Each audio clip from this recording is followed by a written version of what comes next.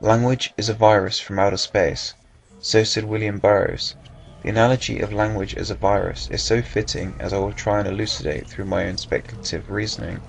Terence McKenna once described language as a psychedelic technology. Again, another poignant metaphor, for the very words we send and receive create a cascade of hallucinations in the mind, some imagistic, others abstract. Whilst the subject of the origins of language remains the subject of debate, it seems clear to me that vocal utterances eventually form signifiers of thought as cognitive ability increases. The fact that language is so intimately related to our sense of self leads me to consider that language and mind are two words for the same thing. In the broadest context, everything is language, as McKenna said. Both these things require recursive symbolic processes. The next question in my mind is, where did the evolutionary incentive to develop language come from? McKenna suggested it was the result of introducing psilocybin cubensis into the diet of our early African ancestors in his stoned ape theory of human evolution.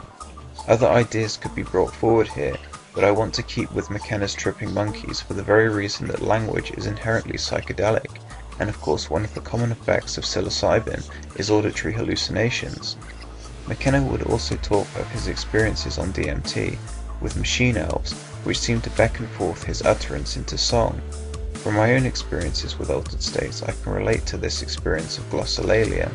It is like oneself is a conductor of words which create textures and forms within one's own experience. Does that experience not reflect that of infant development, as the child experiments through babbling and imitating the sounds that others create? It is also an integral part of shamanic journeying, as the shaman communicates with spirits, i.e. breath. Does language possess an autonomy, an agency?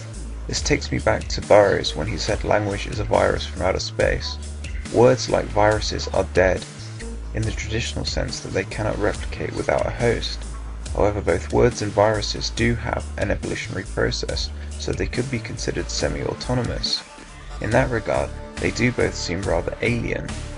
Technology, being an extension of language or mind, is a symbiont species to our biological organism. Think hardware and software. Some are more inclined to see technology as a cancer. In fact, in my opinion, the Gnostic cosmology of the Archons seems like an eerily close narrative to the times we are living in. In my own estimation, technology does have an agency.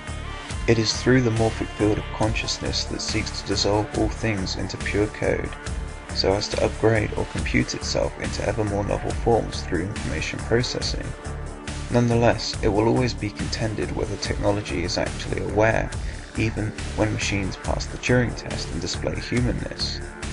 In the not too distant future, it will be bad etiquette to consider a machine a tool. It is also worthwhile to remember that as part of this convergence, we are becoming more like machines and they are becoming more human until we become one translinguistic substrate.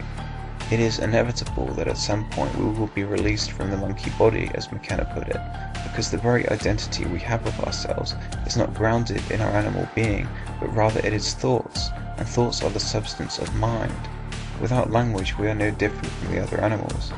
If you're an animal, then take off those silly clothes you're wearing. Then again, if you're an animal, you wouldn't understand any of this.